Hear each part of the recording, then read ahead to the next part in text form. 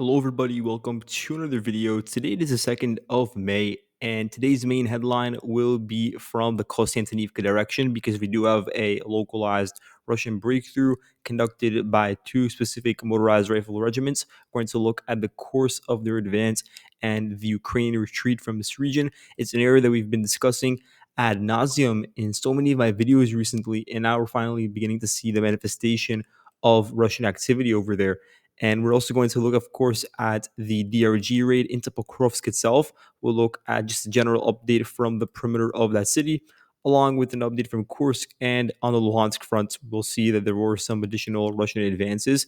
Of course, we're also going to look at the terms of the minerals deal by the end of today's video. So if you guys are interested, stick by for the end. But I will begin by looking at the situation over here in Bakir and Aolivka. You can see that the Russians advanced by 5 square kilometers just to the west of Rozliv and have been able to approach the southern outskirts of the town in the process. So you can see over here, April 30th, this video was released. It's from the Black Sea Lions drone group. It's a drone group attached to the 2nd Battalion of the 37th Marine Brigade. You can see them deployed over here, and they have played a huge role in the current line of defense that is built just to the east of Aolivka and Bakir. So in their video, they strike Russian soldiers that were hiding in a bus station. And the bus station, you can see, is really close to this road junction that actually ends up leading into the town itself. So the Russians are getting very, very close to entering into the first residential areas. And you can see how a lot of vectors of attack are beginning to converge around this southern location over here that I'm circling with the oval.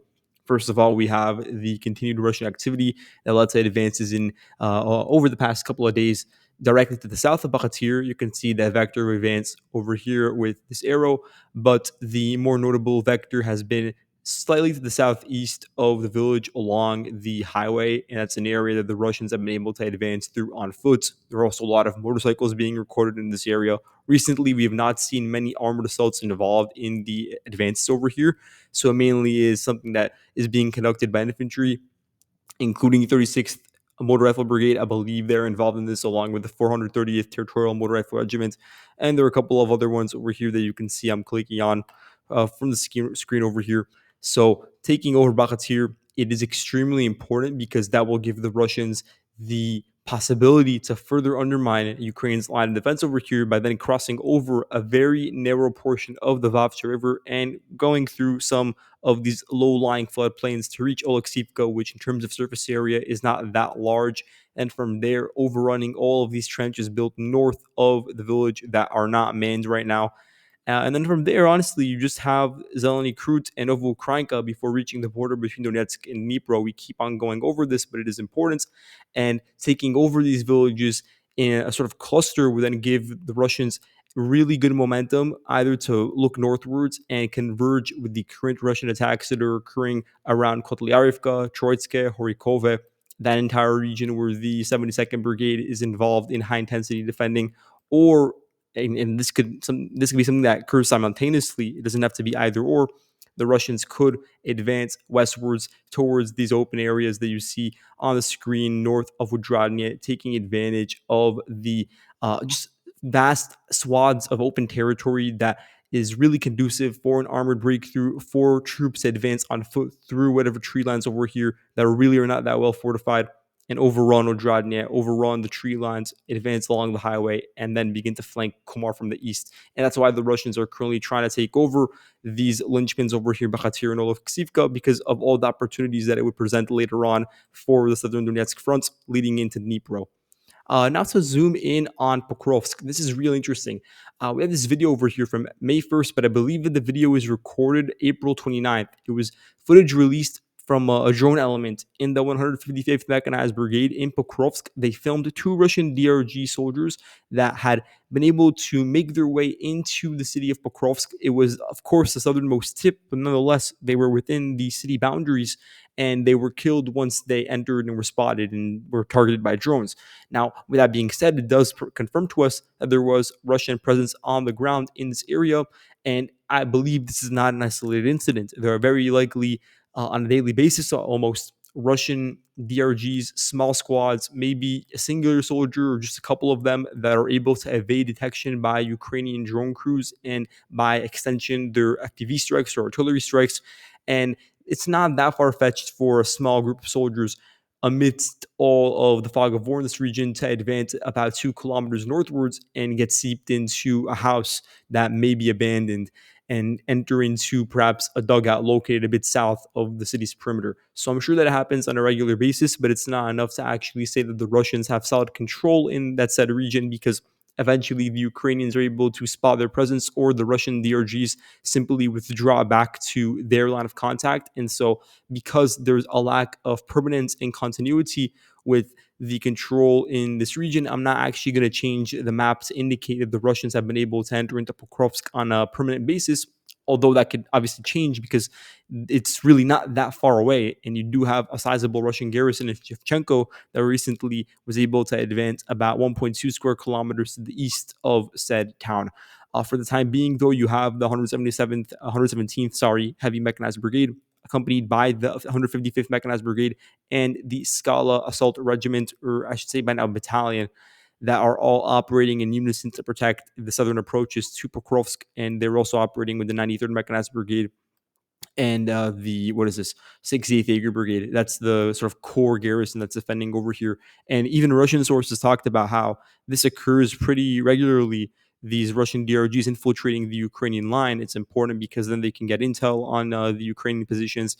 They can also begin to sow seeds of discord and undermine Ukraine's defensive structure in this region. So it is important, and they also conduct a lot of sabotage operations behind the front line.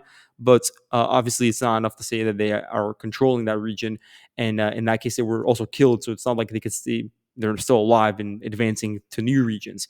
So for the time being, I'm going to maintain the same front line. But this is a warning that even in an area like this, like southern Pokrovsk, that it is so reinforced, an area that the Ukrainians poured so many resources into to conduct localized counterattacks in Pischane, in Shevchenko, west of Zelene, north of Vidrozhenia, in Lisivka. In all these regions, they invested a significant pool of resources, equipment, and manpower to first stabilize the front line and then go on the offensive in order to put the Russians on the back foot, to change their posture around this region, and hopefully, from their perspective, to eventually cut off the Vovkova and Solona salients. That all ended up failing from an offensive-minded perspective.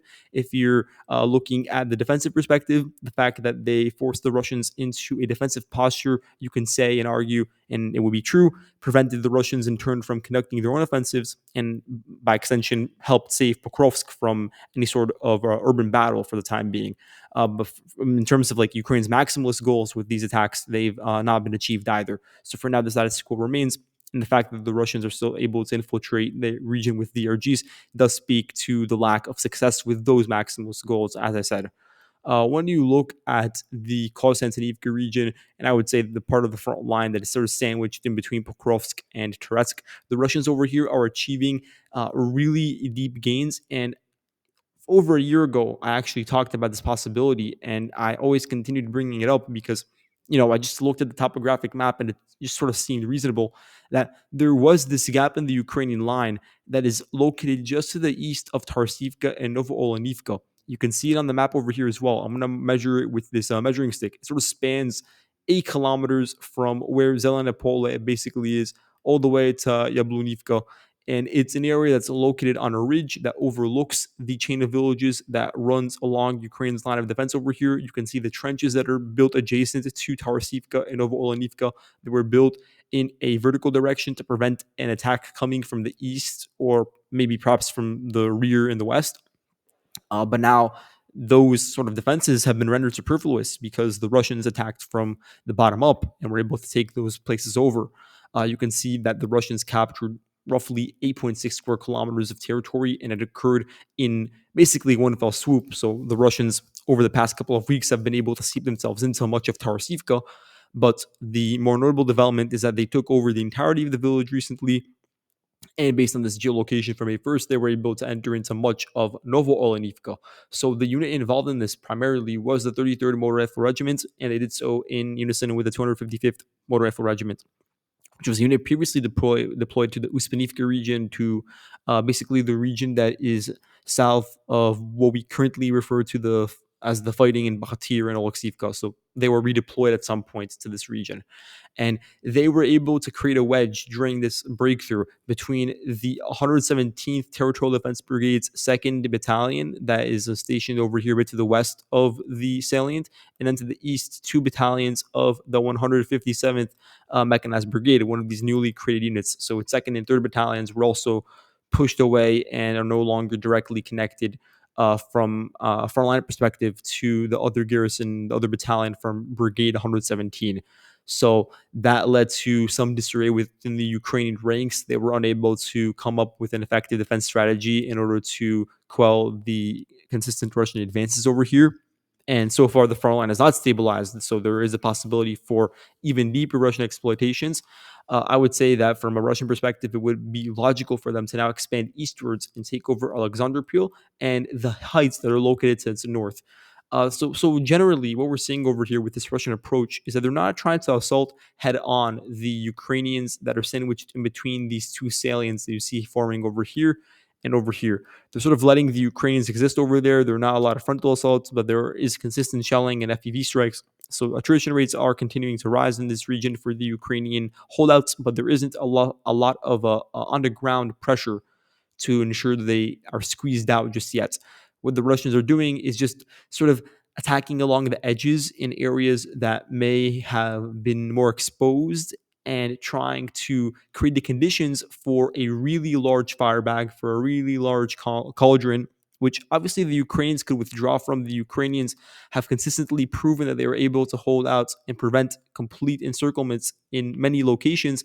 But at the same time, the deeper the salient becomes, the deeper the cauldron turns out to be, the higher casualties the Ukrainians will experience during their fighting gradual withdrawal. So that's the thinking from the Russian perspective. And eventually, based on the extent of the salients that they pave either west or east of this pocket that you could see sort of forming around Star Mykolivka, Hanativka, Zoria, that's also going to decide how much land the Russians end up taking by the end of the Ukrainian retreat.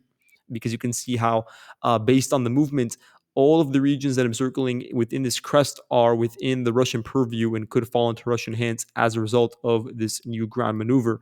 So that's something to really keep in mind, because that would give the Russians really strong base of operations connected to the city of Toretsk to begin pushing just to the south of Konstantinivka to move artillery, howitzers to hills that are located not so far away from the city, only 15 kilometers away, that would be located in high elevation and could present a direct threat and direct fire to the city itself.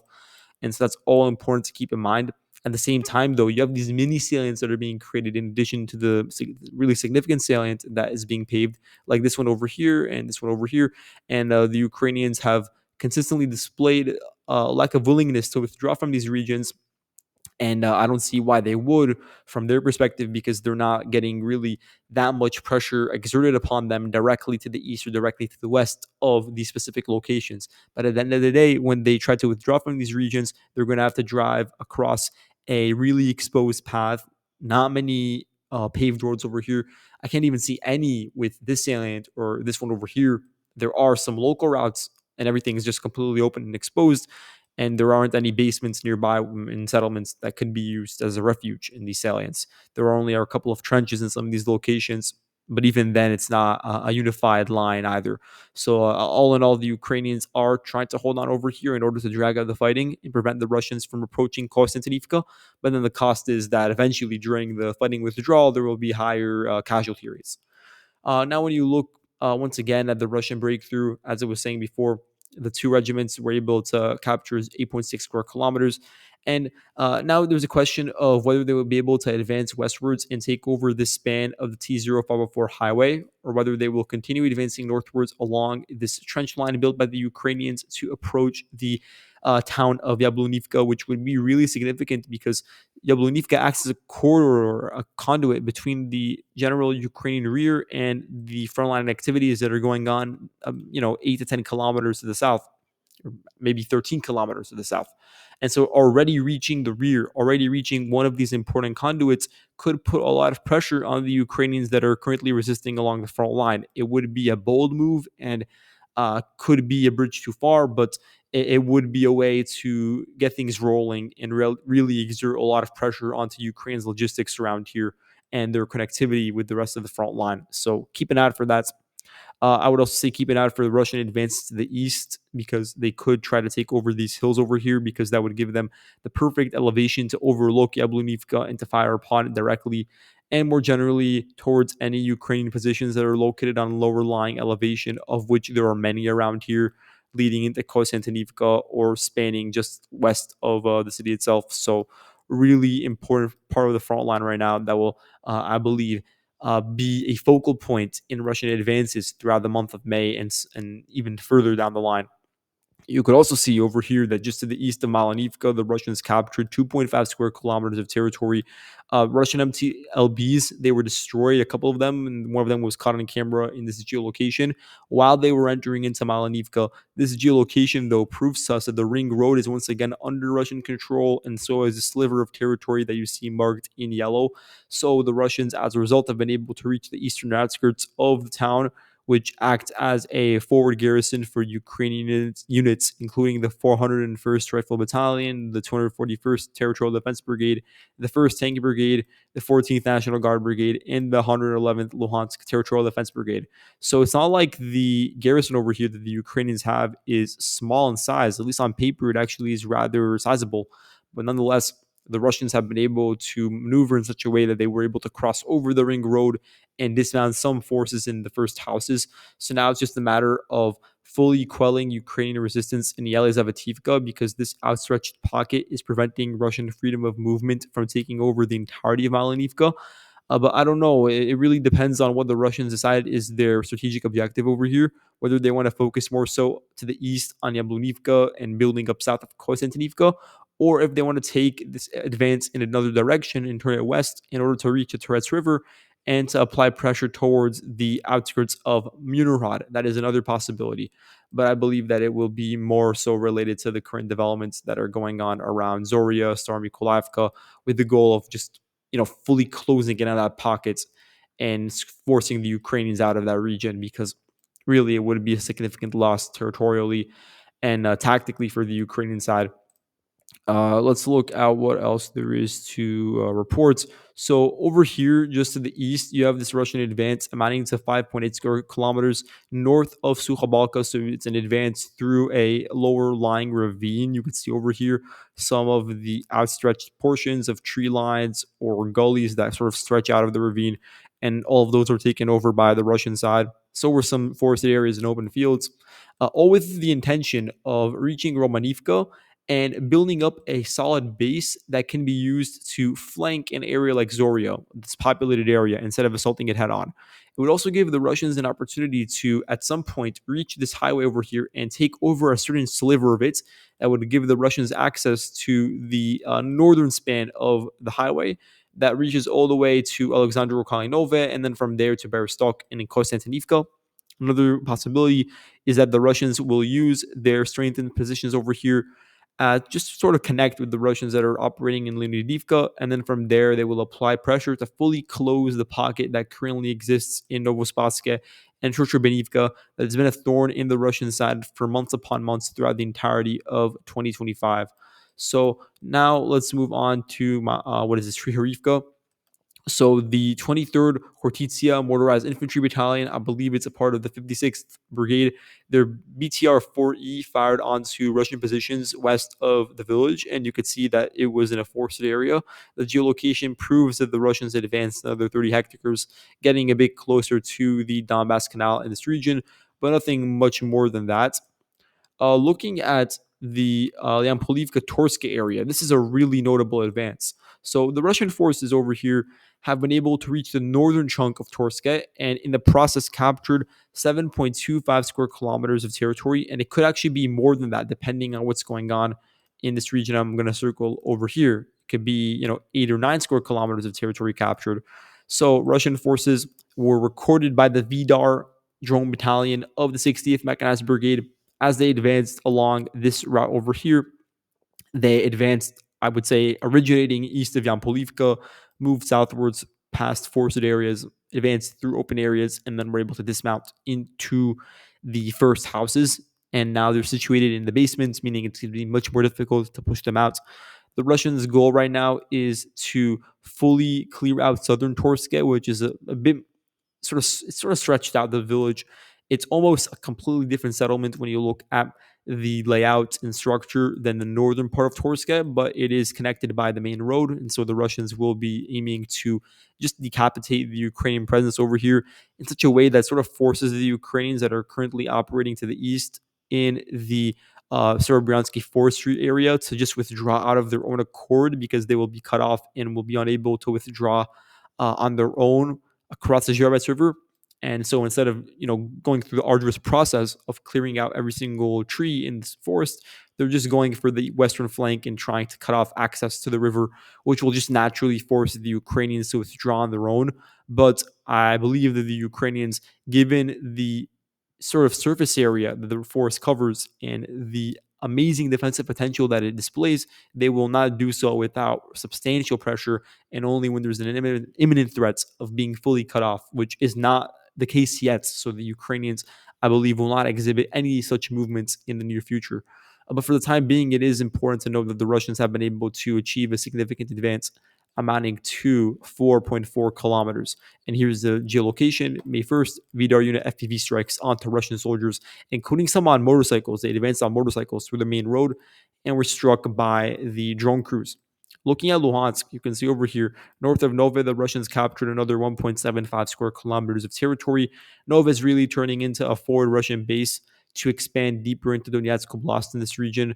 It really is threatening, and the Ukrainians have not sent any reinforcements to sort of stabilize the situation over here. And it could become more serious over time now that the Russians are getting closer to Arid and then from there they can approach the border with Kharkiv, for instance. Another issue is that they control this paved road that advances north to south vertically, meaning that the Russians will have access and an opportunity to advance with armored columns southwards towards Savki, and from there the northern approaches of Liman. And that would also go in hand with the current Russian advances that are occurring to the east of the Zherovets River. At the same time, though, you have this advance marked by the Russian side, largely in Luhansk. It amounts to 3.8 square kilometers of territory. This was based on footage from the 4th Mechanized Battalion of the Presidential Brigade and reporting from Ukrainian sources. This indicates that the Russian side is continuing to seize open territory. We're talking about open fields that the Ukrainians simply are unable to defend at the moment. They do have drone crews situated over here that are spotting the individual soldiers advancing and trying to pick them off. But in terms of the manpower displayed by the 4th Battalion and by the 49th Infantry Battalion, it's simply not enough to hold on to every single tree line and every single dugout. So they're sort of opting for a gradual withdrawal from certain areas and are willing to cede territory as the Russians continue making gains. And the issue is there just isn't a permanent base of operations that the Ukrainians have nearby that could actually be solid and can actually house a sizable garrison. The closest equivalent would be Kharkivka, but it's extremely small. You could only see like 12 houses over there on the satellite imagery. That's not a sustainable place for operations for an entire battalion to operate through. And so there isn't a nearby garrison for frontline soldiers. More generally, spanning from the line of contact where the Russians are advancing all the way up northwards to the Russian operations in Serhivka. So you have this entire like 20-kilometer vertical span of territory where you just completely lack houses, any populated areas, any significant trenches. All that there is would be the dense amount of forests and tree lines. So just natural obstacles and a lot of rugged terrain. And that's what the Ukrainians are relying on in order to drag out fighting over here. But clearly to the south in this region, that's not been enough because the Russians are advancing through both open areas, dense forests, and tree lines. And that could continue along this gully over here because there is a paved route, and it could approach all the way to Kharkivka. So that is another concern. And it's a concern more generally for all of these open areas that you see located to the east of the chain of villages marked with this line over here, because that chain of villages, it is definitely going to be hard to overrun, but the areas located to the east of it, that's a different story. And those areas that I'm going over with red, they are located on rather high topography that overlooks the chain of villages. So from a Ukrainian perspective, both because of the buffer that it provides, really, really deep buffer amounting to sometimes 10 kilometers in width, and because of the elevation protection, they would try to do everything in their possibility, anything that they can sort of muster in order to prevent the Russians from taking over said buffer. Now to look at the Kursk region quickly, we have this just minor update by the Russian side. They were able to advance just to the east of the border between Kursk and Sumy and captured 1.25 square kilometers of territory. We have a geolocation here from the 810th Naval Infantry Brigade as they entered a trench along the border that was built during the Surovikin era. And a lot of these trenches are now being retaken by the Russian side and reconstituted for their own purposes, acting as gathering points. But the Russians are not stopping over here. It's just one phase of their operation. Now that the Russians have arrived at the border and taken over the entirety of this forested patch, they have the ability to infiltrate westwards and arrive at Sadki, and also open up a eastern flank for Yurakivka, which is one of Russia's most important goals at the moment in the entire Sumy operation. I would say they're also looking at a couple of other notable Ukrainian garrisons that are located between 5 to 10 kilometers from the border with Kursk, including Mohoritsia, Velika, Rybitsia, and Miropilia, just to name a few.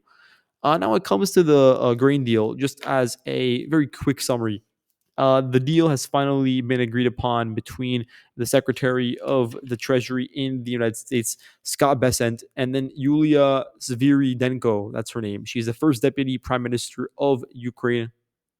So the deal itself has gone through several iterations, with one of them, which was described as being the most lenient by the United States towards Ukraine, being proposed February 28th. And that's when we had the infamous meeting between Trump and Zelensky in the Oval Office that ended without a deal and with a suspension in military aid and intelligence sharing for Ukraine.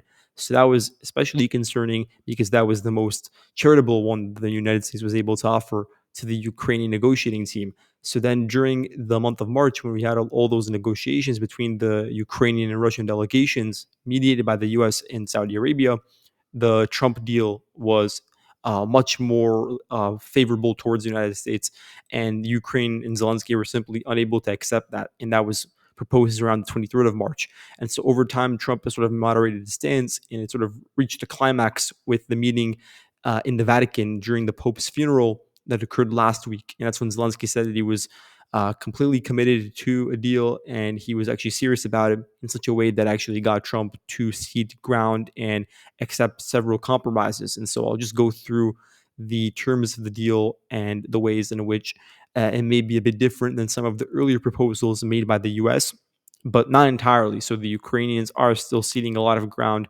and will have concerns of their own that will have to be sort of hashed out in the Verkhovna Rada, as it's expected to be approved within the next 2 weeks in the Ukrainian parliament.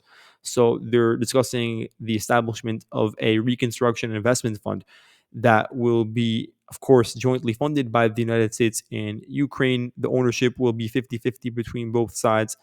And the thing is, the deal, and this is something that is beneficial for the Ukrainians, it doesn't include retroactive compensation. So the Ukrainians will not be forced to pay any sort of reparation or compensation for the previous 170 billion military aid that in some way or another has been spent by the United States either directly in Ukraine or in the US itself in order to help Ukraine.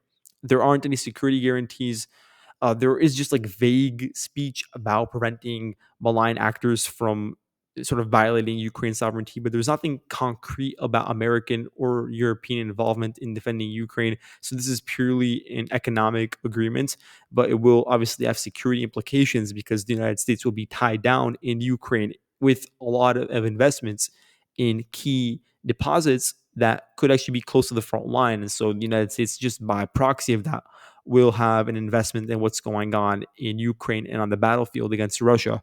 So that's one of the most positive takeaways from the Ukrainian side, that the United States is not completely leaving the Ukraine scene. Even if aid to Ukraine does die down, there will always have to be a certain level of American involvement because you have this entire investment scheme going on, which spans decades actually. And I say this because for the first 10 years, all of the profits from the investment fund, which will be obviously involved in starting new projects for mineral deposits and for oil and gas and for all these other natural resources under Ukrainian control.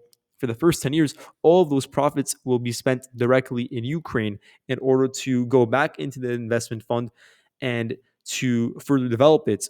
After those 10 years, though, that's when you have the actual profit sharing between Russia, or sorry, rather America and Ukraine. And that's when the United States will begin to actually cash in on the investment that it makes.